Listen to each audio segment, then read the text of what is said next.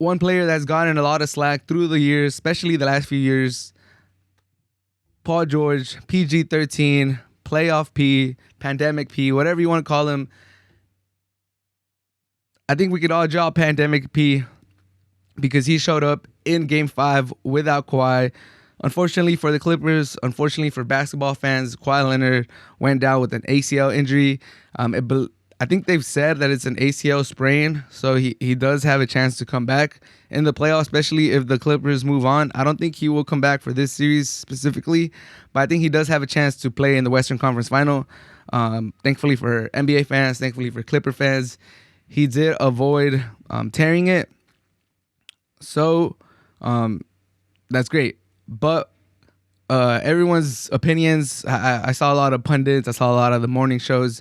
Everyone basically said that the Clippers had no chance of beating the Jazz in Utah because Kawhi was hurt and PG-13 didn't have it in him to step up and carry the load, carry the Clippers for a victory. And boy, did he carry that load. 38 points.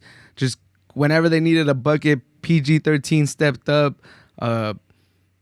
He was doing everything. He was getting rebounds. He was getting assists. His stat line was like the first time ever by a Clipper.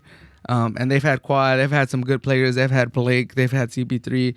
The stat line that PG-13 put up in Game 5 had never been done by a Clipper in NBA history.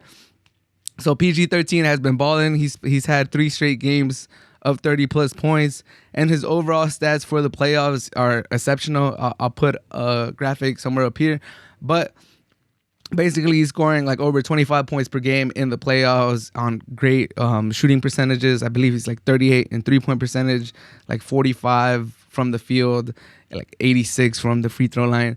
Just great numbers by PG-13, and the eye test has been there too. At the beginning of the playoffs, he had some off games, especially against Dallas, and I believe the first few games against the Jazz. But as of late, he's definitely, like I said, 33 straight games of 30-plus points. And the game before, I believe he had 27.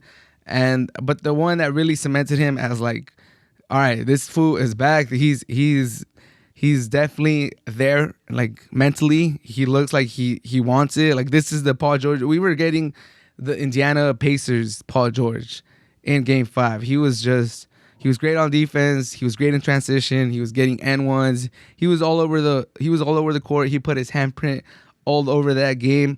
And now for the Clippers, they have a Game 6 today, and they could close out Game 6 in LA and get ready for the Western Conference Finals, which I believe they will. I believe they will win Game 4. I think the Jazz, unless Mike Conley comes back and has a great performance, I think this is it. If Mike Conley doesn't come back, it's over for the Jazz. And PG-13, I think he's going to have another great game today because he's on a good one. He's on fire, and I'm just happy for him. He suffered. He's made it public that he's gone through some mental health stuff. So I'm just happy for PG-13. I know he's a big fan of Kobe, so anybody that's appreciates Kobe is a plus for me. He used to rock the 24 when he was in Indiana in honor of Kobe, and then he changed to PG-13. Unfortunate injury that he had. I thought he was going to be one of the top 5 players in the NBA when he was succeeding with the Indiana Pacers. When he was going head-to-head with the Miami Heat, I thought he was going to turn into like a top 5 player. He's still a really good player, but man, it has been a sight to see PG-13 step it up in the playoffs. He's definitely playoff P right now. And shout out to him. Shout out to the Clippers. It looks like they're going to make their first Western Conference Final in their franchise history. We'll see how far they're able to go.